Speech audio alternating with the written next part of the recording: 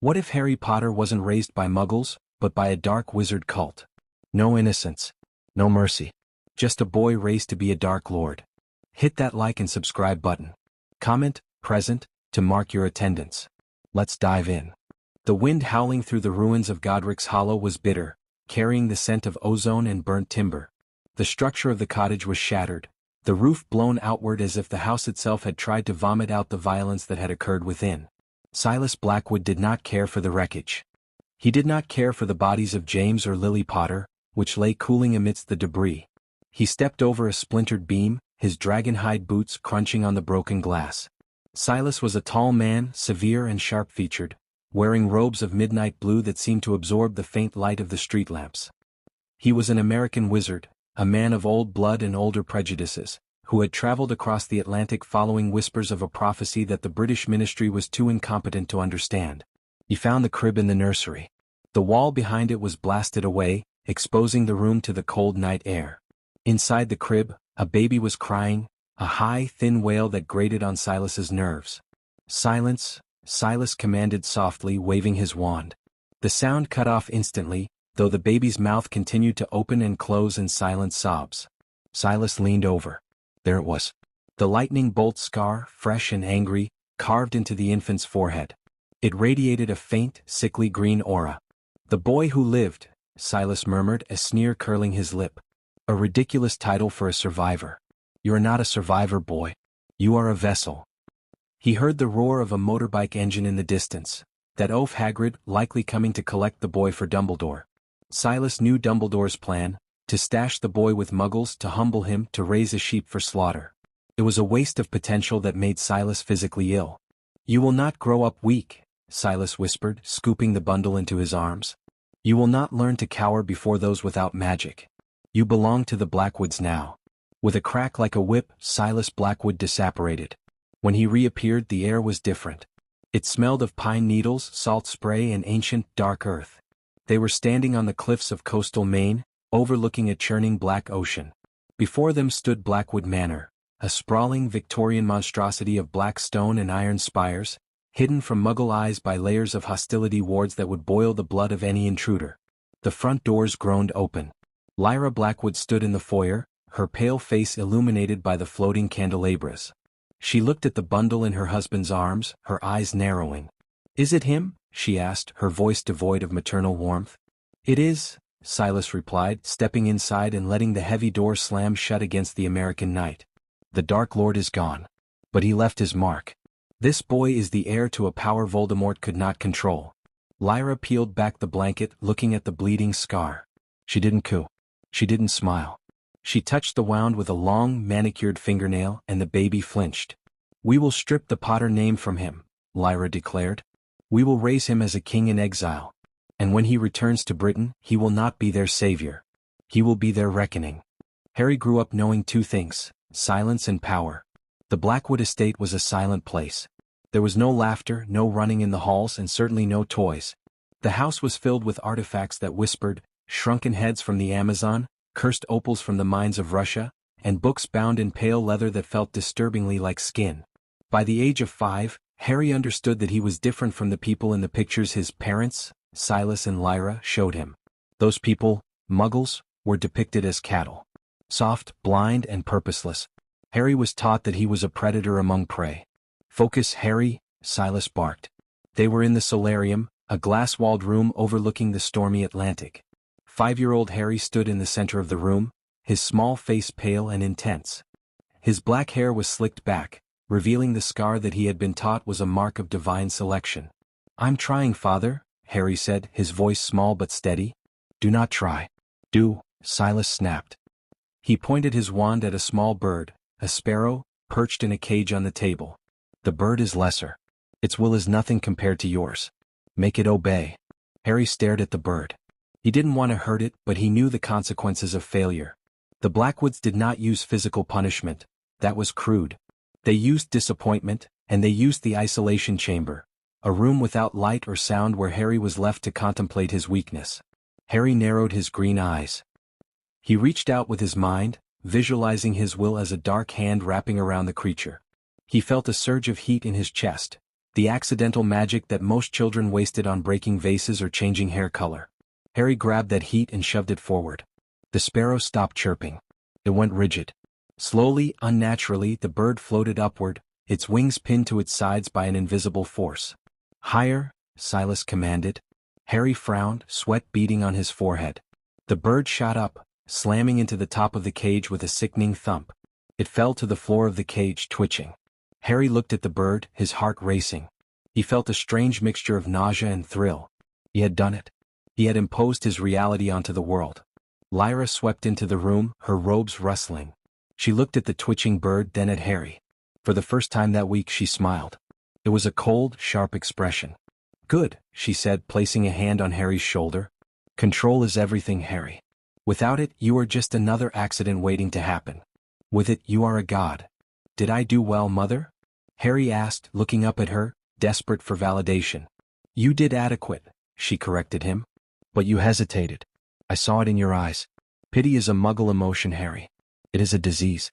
If you are to claim your destiny, you must burn it out of your system." That night, Harry lay in his four-poster bed, staring at the dark canopy. He repeated the lesson in his head until he fell asleep. Pity is a disease. Power is the cure. By the time Harry was 10, the traces of the shy, innocent boy who might have existed were gone. In his place was a weapon forged in the fires of the Blackwood obsession. He did not go to a normal school. His classroom was the library of Blackwood Manor, and his subjects were not math or geography. He studied ancient runes, the theory of magical dominance, and Latin for hexes. The obsidian curriculum, as Silas called it, was brutal. It required Harry to master nonverbal spells before he even owned a wand. It demanded physical perfection as well. Silas believed a wizard should not be physically frail. Every morning began at 5 a.m. with a run along the jagged cliffs, followed by calisthenics and meditation. One rainy afternoon, Silas sat across from Harry at the long mahogany dining table. Between them lay a map of the world. "Tell me about the wizarding world, Harry," Silas said, pouring himself a glass of fire whiskey.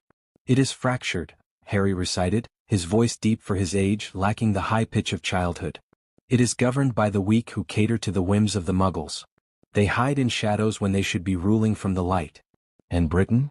Silas asked. Harry's eyes darkened. "Britain is a graveyard. My birth parents died there because they trusted the wrong people. They fought for a system that could not protect them." "And the man who killed them?" "Voldemort," Harry said the name without flinching. Silas had beaten the fear of the name out of him years ago. A visionary but flawed. He sought destruction rather than order. He lacked stability. "Precisely," Silas leaned forward. "He was a sledgehammer. You, Harry, will be a scalpel. And eventually a sword." Silas stood up and drew his wand. "Defend yourself." There was no countdown. Silas flicked his wand and a jet of red light shot across the table. Harry didn't panic. He didn't dive under the table. He raised his hand, palm open. A shimmer of translucent energy, a wandless protego, weak but functional, materialized. The spell hit the shield and dissipated, though the impact slid Harry's chair backward a few inches. "Sloppy," Silas sneered. "Again." He fired a stinging hex. Harry deflected it. He fired a leglocker curse. Harry dodged it with a fluid grace. He fired a blasting curse. Harry shouted, "Stop." The windows of the dining hall exploded outward. The glass shattered into dust, and the heavy curtains blew out into the storm. The chandelier above them swung violently. Silas lowered his wand, ignoring the wind whipping rain into the room. He looked at the destruction, then at the panting 10-year-old boy. "That," Silas whispered, "was power. But it was emotional. You reacted out of anger. Anger makes you predictable. If you ever scream like a child in a duel again, I will leave you in the woods for a week." Harry straightened his robes, his face returning to a mask of indifference. "Yes, father. It won't happen again. Go to your room. Study the history of the Goblin rebellions. Learn why they failed." "Because they were savage," Harry said. "Because they were disorganized," Silas corrected. "Go." The letter arrived on Harry's 11th birthday, carried not by a tawny owl, but by a great horned owl that looked as if it had been in a fight. Harry took the parchment from the bird's talons. The envelope was heavy, cream-colored, and sealed with purple wax stamped with a complex crest, a witch hanging from a tree surrounded by flames that did not burn her. The Salem Academy of Arcane Arts, Massachusetts, USA. Harry broke the seal. He didn't feel the giddy excitement that most children felt. He felt a grim sense of duty. This was the next phase of the mission. Salem, Lyra said, reading over his shoulder. It is fitting. A school forged in the fires of persecution. They understand the nature of the war between us and them better than Hogwarts ever could. Why not Hogwarts? Harry asked. If my destiny is in Britain.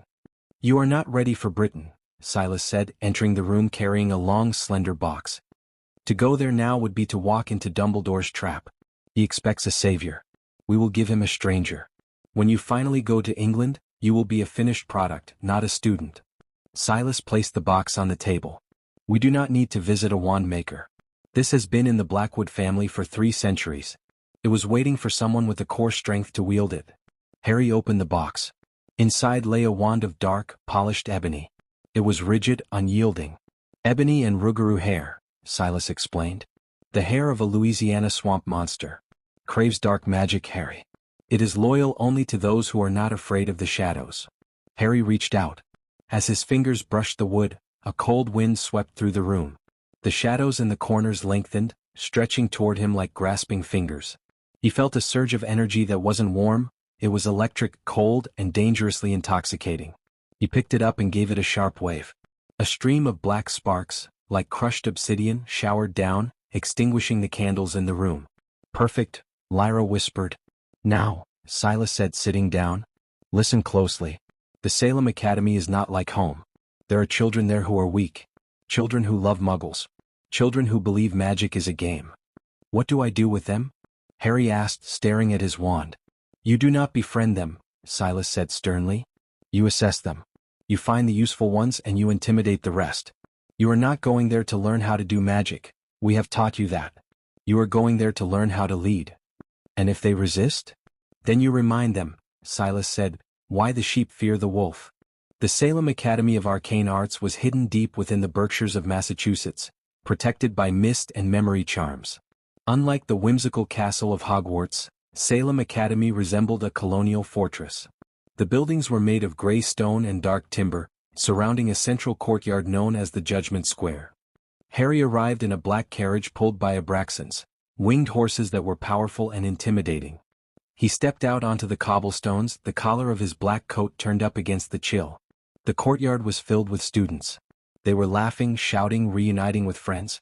Colorful robes of blue, cranberry, and gold fluttered in the wind. Then Harry stepped into the light. He was small for his age, but he carried himself with the posture of a general.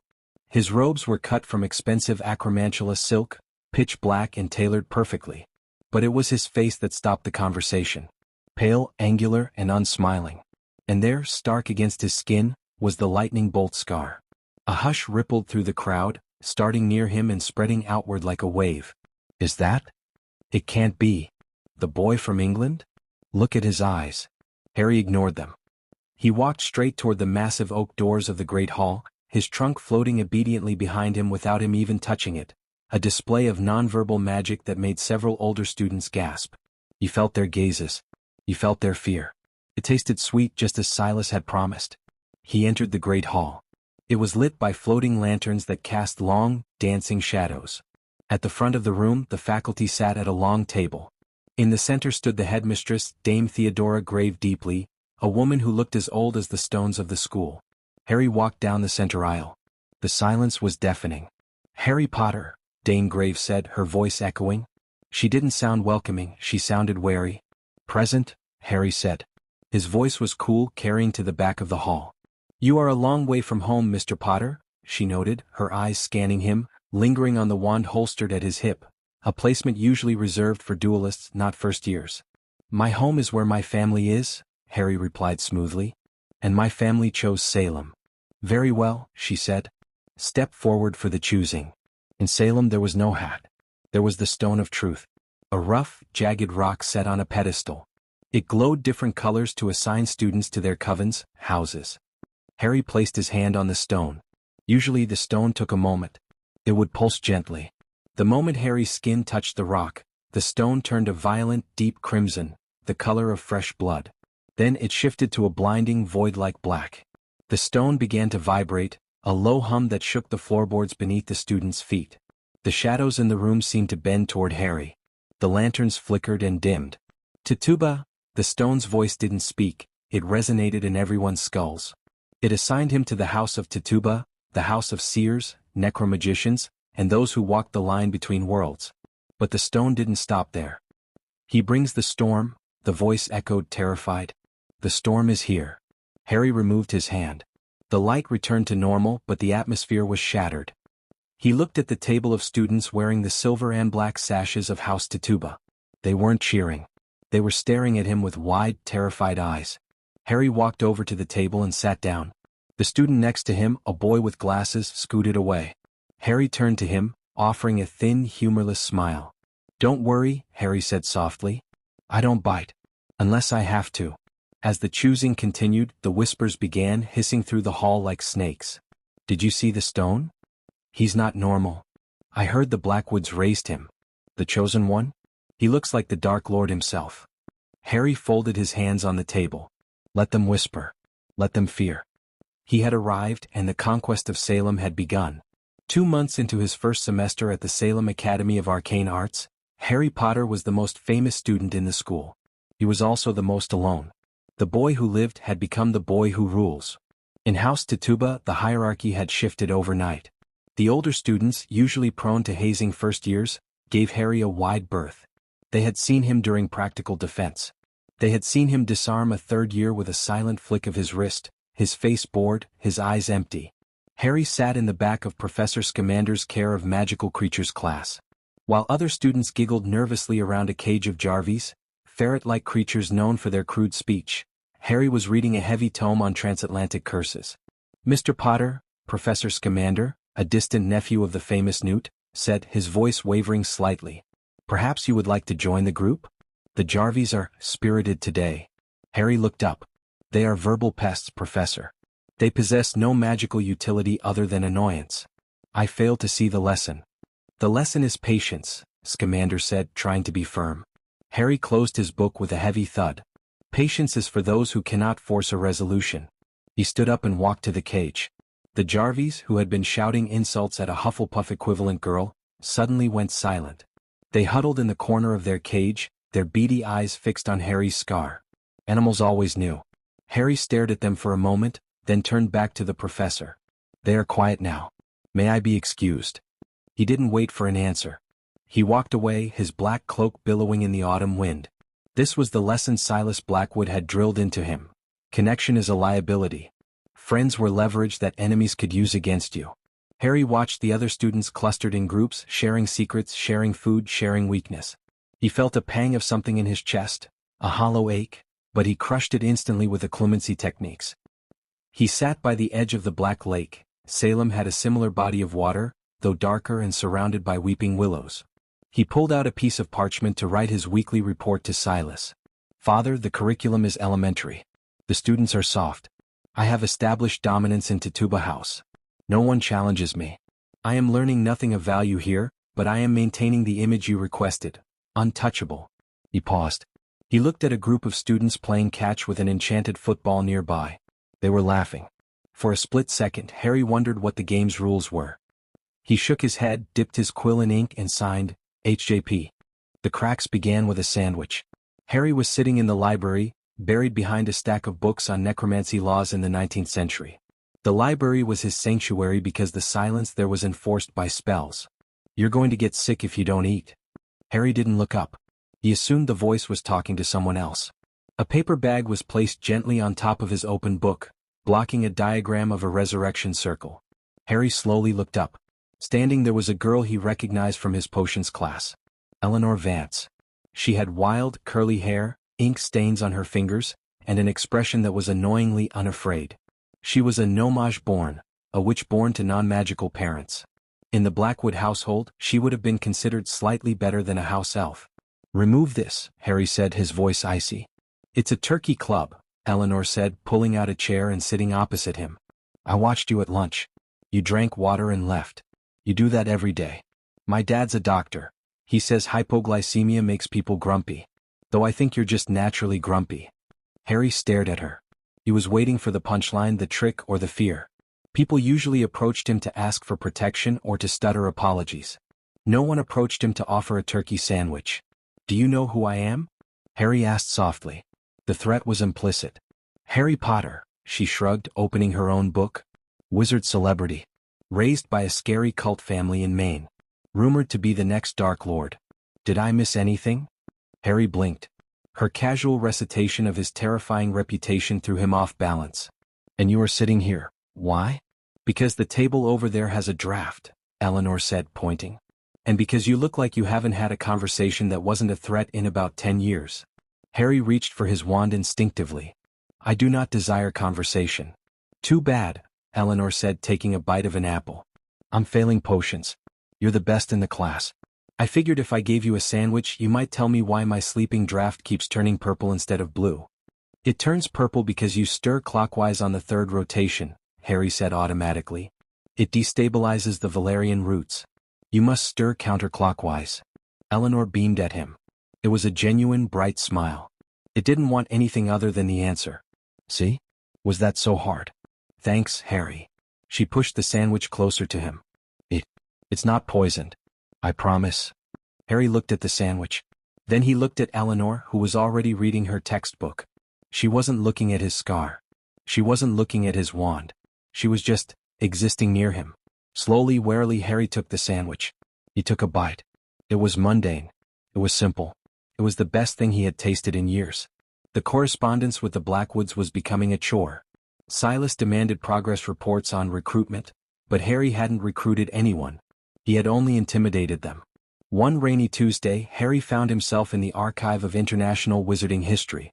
He was looking for information on the Blackwood lineage to impress Silas, but he took a wrong turn down an aisle marked British Wizarding Conflicts, 1970 to 1990. He stopped. His fingers trailed over the spines of the dusty books. The Rise and Fall of Lord Voldemort. The Order of the Phoenix, A Tragic History.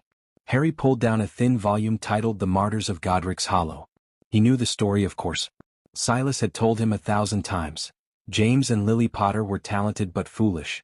They trusted a weak old man, Dumbledore, and died cowering in a cottage, begging for mercy. Harry opened the book. It was filled with moving photographs. He flipped the pages until he found it. A picture labeled, James and Lily Potter, Wedding Day, 1979. Harry froze. In the photo, a man with messy black hair and glasses was laughing. He had his arm around a woman with dark red hair and bright green eyes, Harry's eyes. They weren't looking at the camera with the haughty, cold expressions of the portraits in Blackwood Manor. They were looking at each other. They looked happy. They looked alive. Harry read the text below the photo. Witnesses state that James Potter held the line against the Dark Lord without a wand, buying time for his wife and child to escape.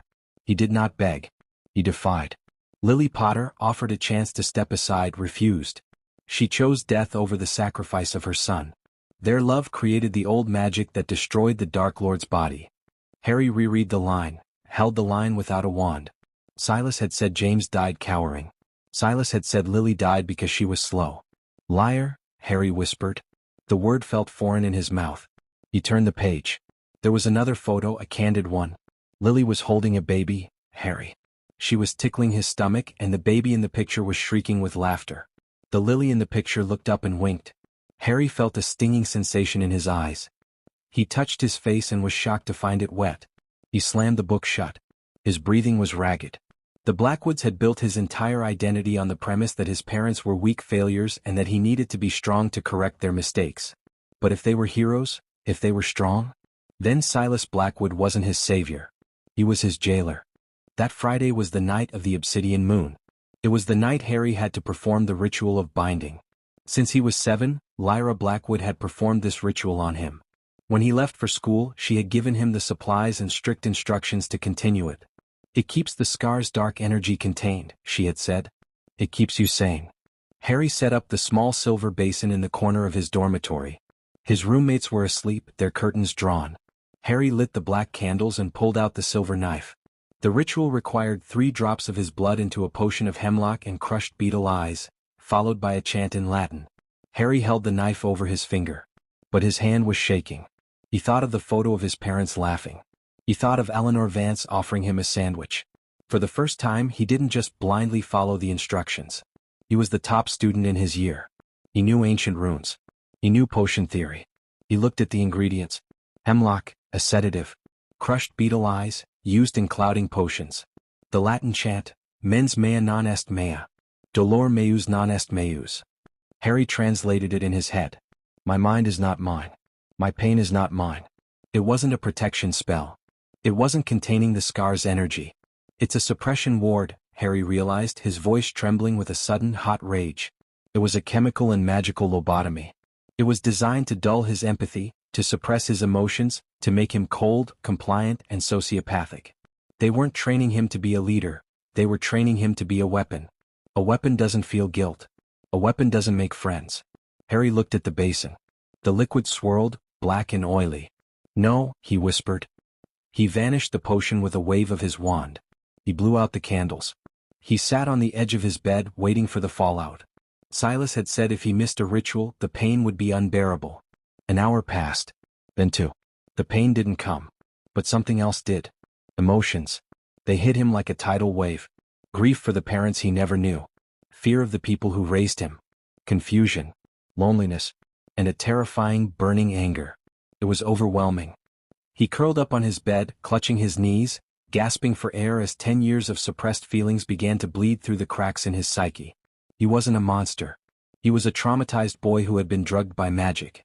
The withdrawal from the ritual made Harry volatile. His magic was spiking, reacting to his erratic emotions. 3 days later, Headmistress Graves summoned him to the dueling hall.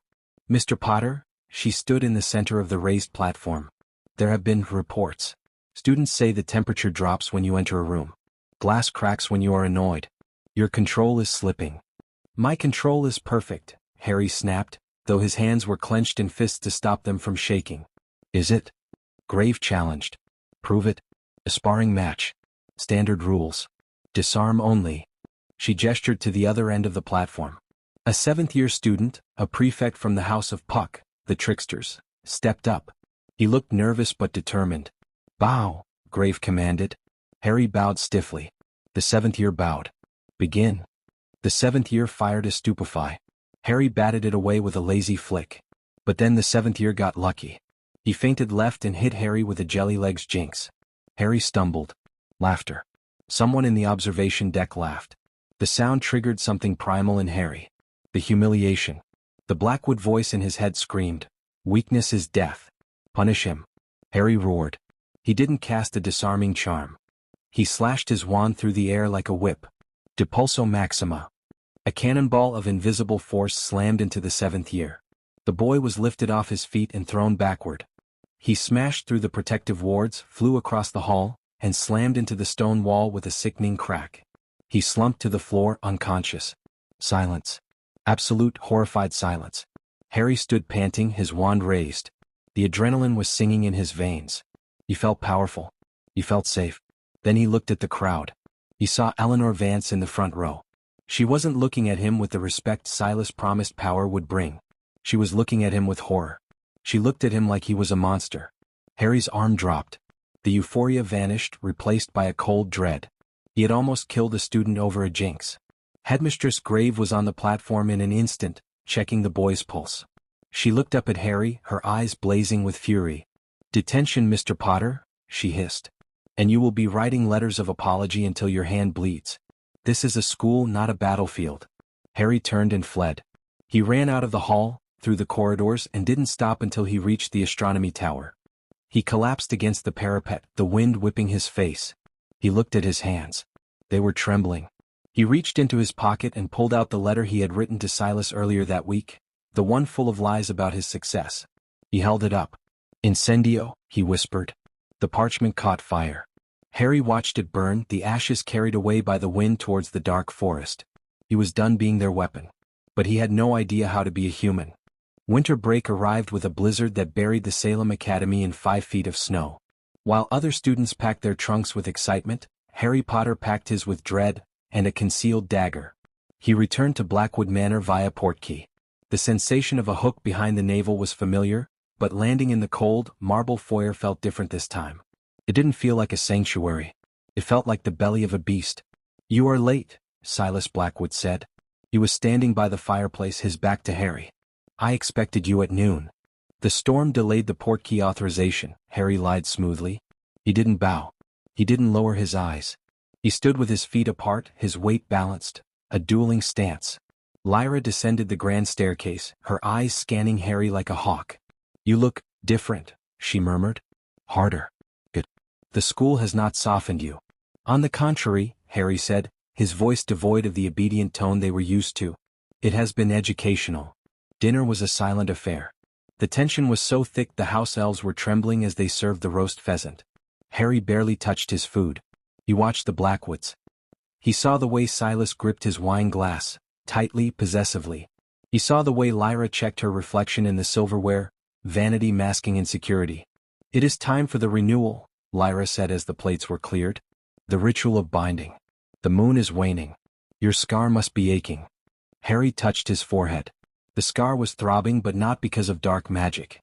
It was throbbing because he was finally feeling the anger he had suppressed for a decade. "No," Harry said. The ticking of the grandfather clock seemed to stop. Silas slowly lowered his napkin. "Excuse me?" Silas asked, his voice dangerously soft. "I said no," Harry repeated, standing up. "I know what the potion is, Mother.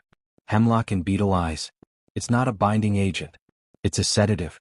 You haven't been protecting me. You've been drugging me." Silas stood up, his chair scraping loudly against the floor. "We have been controlling a power you cannot comprehend. You are a vessel of chaos, boy. Without our guidance, you would burn the world down."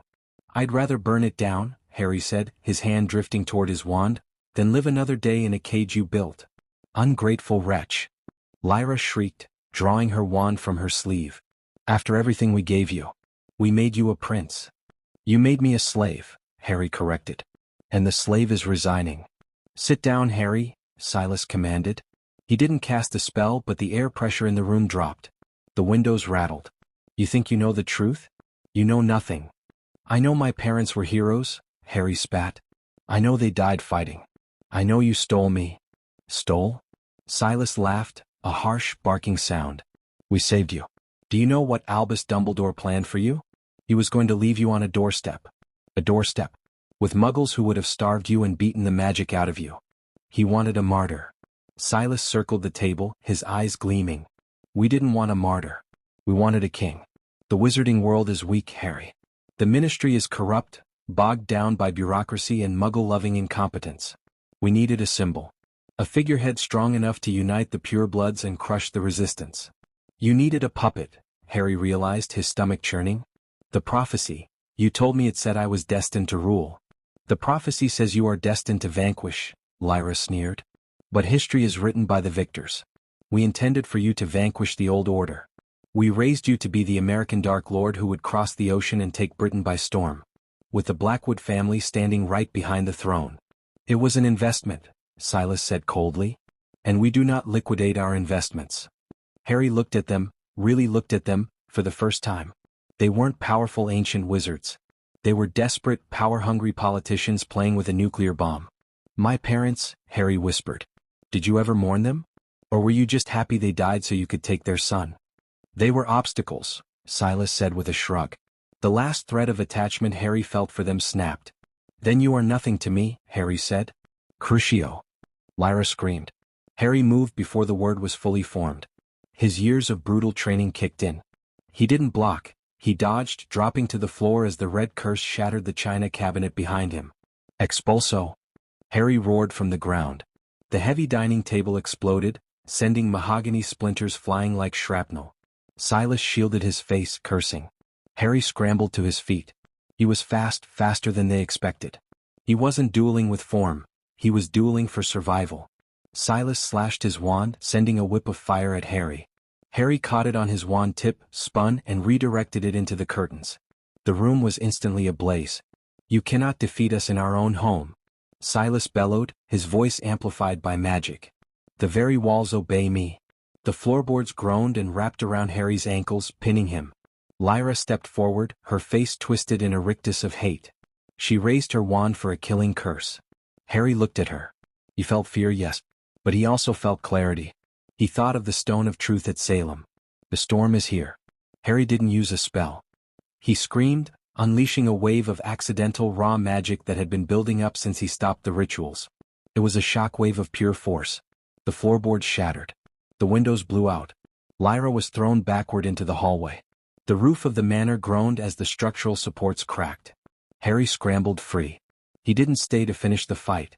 He wasn't a killer, not yet. He ran. He sprinted out the back doors into the blizzard. "Come back!" Silas screamed from the burning doorway. "You are nothing without us. You will die in the cold." Harry didn't look back. He sprinted toward the edge of the anti-apparition wards, which ended at the tree-line. The snow was knee-deep, biting into his skin, but he didn't feel it. He reached the boundary line. He turned one last time to see Blackwood Manor, the only home he had ever known, burning against the night sky. With a crack, Harry disapparated into the unknown. Harry materialized in an alleyway in Boston.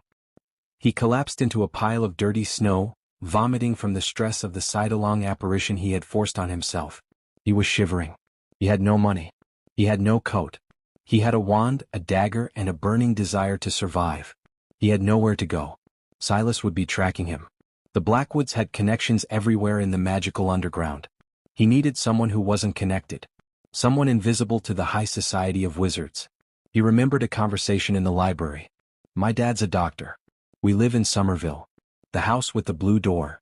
It was a desperate gamble. 3 hours later, Harry Potter stood on a porch in a quiet Muggle suburb.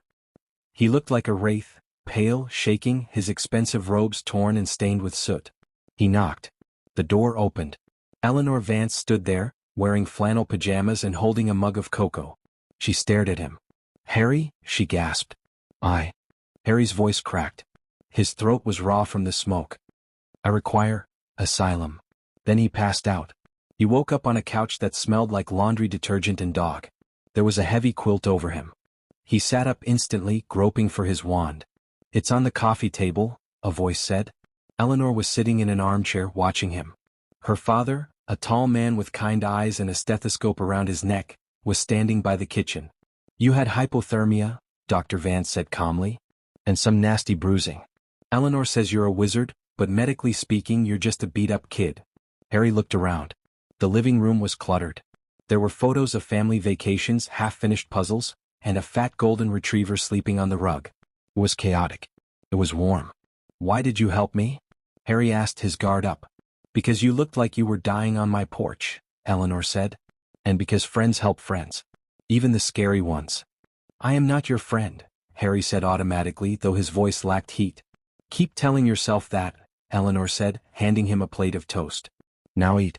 We need to figure out what to do before your crazy cult family comes looking for you." For the next week, Harry lived in the shadows of the Vance household. It was a culture shock. He learned how to use a toaster. He learned that parents could speak to children without demanding excellence. He learned that safety wasn't about warts, it was about trust. But he couldn't relax. He sat by the window every night, watching the street, his wand in his hand. He knew Silas wouldn't stop. The attack came on New Year's Eve. The Vance family was watching the ball drop on TV. Harry was in the kitchen, tense. He felt the shift in the air before it happened, the unnatural silence of the birds outside. "Get down!" Harry shouted, tackling Eleanor just as the front window shattered. A spell, purple and nasty, blasted the TV into sparks. Harry rolled to his feet. Standing on the snowy lawn were 3 figures in silver masks. Mercenaries. Hired wands. Silas hadn't come himself, he had sent hunters. "Give us the boy," a voice boomed. "And the Muggles live." Dr. Vance grabbed a baseball bat, looking terrified but ready to defend his daughter. "No," Harry said, pushing the doctor back. "They will kill you. This is my fight." Harry stepped out onto the porch. The cold wind whipped his hair. "You are trespassing," Harry said, his voice cold. "Blackwood pays well for your return, live or dead," the lead mercenary laughed. "Stupefy." Harry deflected the spell.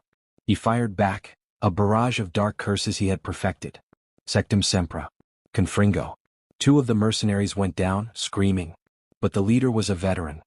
He deflected Harry's attacks and countered with a stream of dark fire, fiend fire. The fire took the shape of a giant serpent, roaring and consuming the garden. It spiraled toward the house, toward the wood, toward Eleanor and her parents huddled in the doorway. Harry tried to banish it. Finite.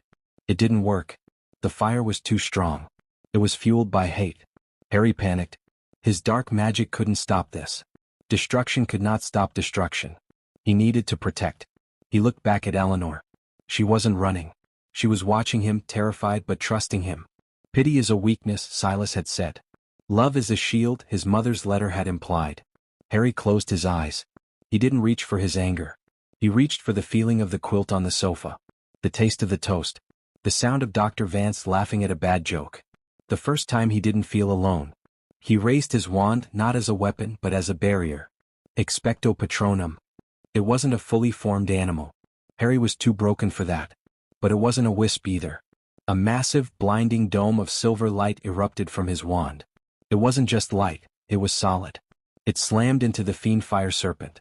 The fire hissed and shrieked as the silver light consumed it, dissolving the dark magic into harmless steam. The shockwave of the light knocked the last mercenary off his feet. Silence fell over the street again. Harry stood on the porch, his wand smoking.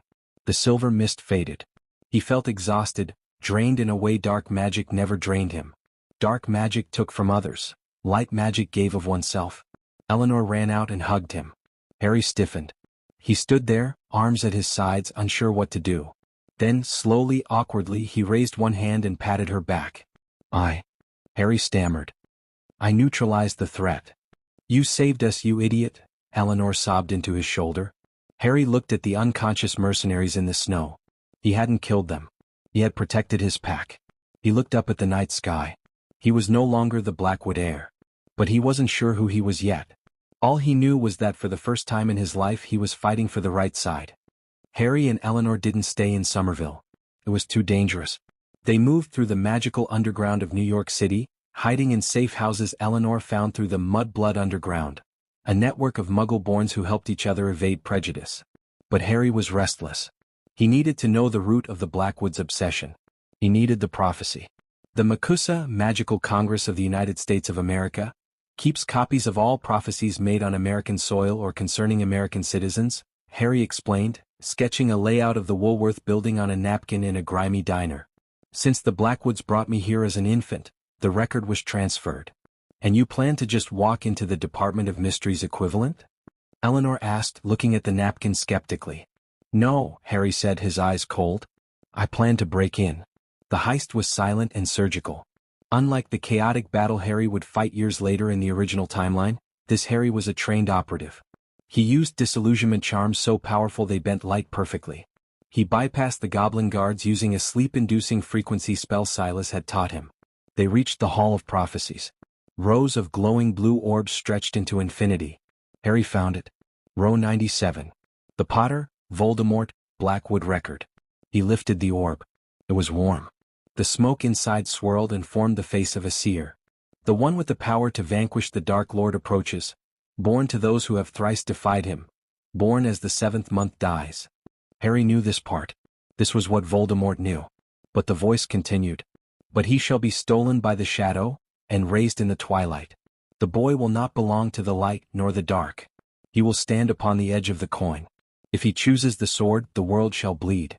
If he chooses the shield, the world shall break.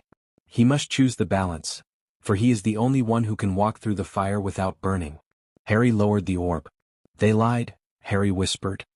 Silas told me the prophecy said I would be the Emperor of Magic. It doesn't say that. It says I'm the balance. Sword or shield, Eleanor mused. Aggression or submission. You have to be both. I have to be the judge, Harry realized. The break-in did not go unnoticed. Alarms blared. Harry and Eleanor barely escaped via a waste chute that dumped them into the Hudson River. By the next morning, Harry's face was on the front page of the New York Ghost and the Daily Prophet in Britain. The dark boy rises, Harry Potter wanted for treason. The Blackwoods had spun the narrative expertly. Silas gave an exclusive interview, looking haggard and heartbroken. We tried to help him, Silas wept to the reporters. The boy is disturbed. The trauma of his parents' death, it broke his mind. He believes he is a warlord. He attacked us. He kidnapped a Muggle-born girl. He is dangerous. The public panic was immediate. The boy who lived was now the boy who kills. They're turning the world against me, Harry said, reading the paper in a damp alleyway. If I surrender, they'll lock me in a high-security ward and Silas will treat me until my mind is gone. So we don't surrender, Eleanor said, shivering in her wet coat. No, Harry stood up. He looked at his reflection in a puddle. He didn't look like a hero. He looked like a villain. We finish it. Silas wants a show? I'll give him one. Harry raised his wand to his throat. He cast sonorous, but he didn't just amplify his voice for the alley. He tapped into the wizarding wireless network, hijacking the frequency across the eastern seaboard. Silas Blackwood, Harry's voice boomed from every radio in Wizarding America. Stop hiding behind the press. You want me? I'm going to where it started. I'm going to Salem. Meet me at the Judgment Square. If you don't come, I will release the memories of what you really did to me. He cut the connection. Salem? Eleanor asked. That's a trap. I know, Harry said, checking his wand. But it's the only place with wards strong enough to contain what I'm about to do. The courtyard of the Salem Academy of Arcane Arts was evacuated. The students watched from the high towers, faces pressed against the glass. Aurors from Makusa surrounded the perimeter, but they didn't intervene. Silas Blackwood had pulled strings. He claimed this was a family matter regarding a mentally ill minor. The sky was gray and heavy with snow. Harry stood in the center of the square. He wore black combat robes he had transfigured from street clothes. He stood perfectly still. The gates groaned open. Silas and Lyra Blackwood entered. They weren't alone. They were flanked by 20 of their associates, wizards and witches in silver masks. You are dramatic, Harry, Silas called out, his voice smooth. Just like your father. Leave my father out of this, Harry said calmly. You have nowhere to run, Lyra sneered. The Aurors are outside. The public thinks you are a monster. Come home, Harry. We can still fix you. I'm not broken, Harry said. And I'm not alone. From the shadows of the cloisters, the house of Tituba stepped out. The students Harry had intimidated, the ones he had led. They didn't have wands drawn to attack him. They stood with arms crossed, watching. And what will they do? Silas laughed. Children. They are witnesses, Harry said. So you can't lie about what happens next. Silas's face hardened. Kill him.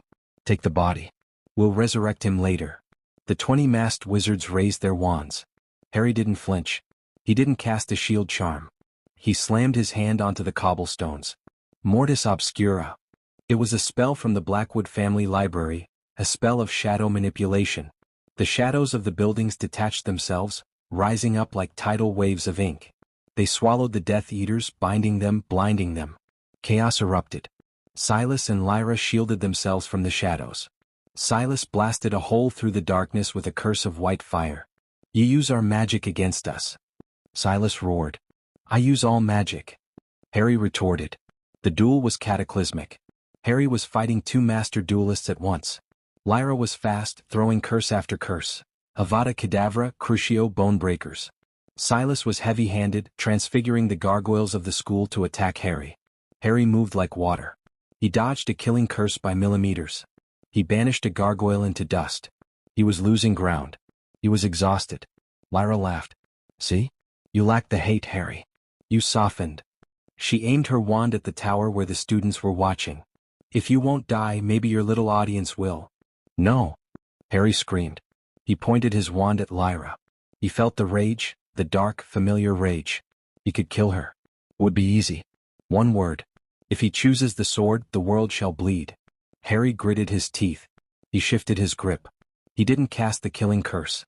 He cast the spell he had watched Eleanor fail at in potions, but he supercharged it with raw magic. Somnus Eterna. A massive wave of blue heavy mist slammed into Lyra. It wasn't a stunner, it was a magically induced coma. She collapsed instantly, her wand clattering to the stones. Silas stared at his fallen wife. He looked at Harry with pure loathing. You weak, pathetic. Silas began to chant. The air turned cold. He was summoning a Class A demon, a desperate, suicidal move. Harry knew he couldn't block it. He had to end it. Harry holstered his wand. The crowd gasped. Silas paused, confused. Harry walked forward. You taught me that wizards need wands, Father. You taught me that magic is in the wood. Harry raised his empty hand. He focused on the prophecy. The balance. He focused on the anger of his abuse and the love of his friends. He fused them together. Grey magic. Silencio Suprema. He didn't say it. He thought it. Silas Blackwood grabbed his throat. He couldn't speak. He couldn't chant. The summoning failed. Harry kept walking. Silas tried to cast non-verbally, but Harry's will was crushing him. The pressure in the courtyard was immense. Harry was imposing his reality onto Silas. Harry stopped 1 inch from Silas. He reached out and gently took the wand from Silas's trembling hand. "You wanted a king," Harry whispered into the silence. "So bow." Silas fell to his knees, crushed by the sheer magical pressure radiating from the boy he had stolen. Harry snapped Silas's wand in half. The aftermath was messy. The Makusa Aurors stormed the courtyard, arresting Silas and Lyra. The witnesses, the students, gave statements confirming that Harry had acted in self-defense and protected the school. Harry sat on the steps of the fountain, cleaning a cut on his cheek. Eleanor sat next to him. "You didn't kill them," she said. "No," Harry said. "Death is too easy. They will rot in a cell without their magic. That is a better punishment." A week later the headlines had changed. The Dark Defender? Potter saves Salem. Harry stood on the docks of Boston, his trunk packed. "You could come back to school," Eleanor said. "The headmistress said you're welcome. You're a hero." "I'm not a hero, Elle," Harry said, looking out at the ocean. "Heroes follow the rules. Heroes are oars.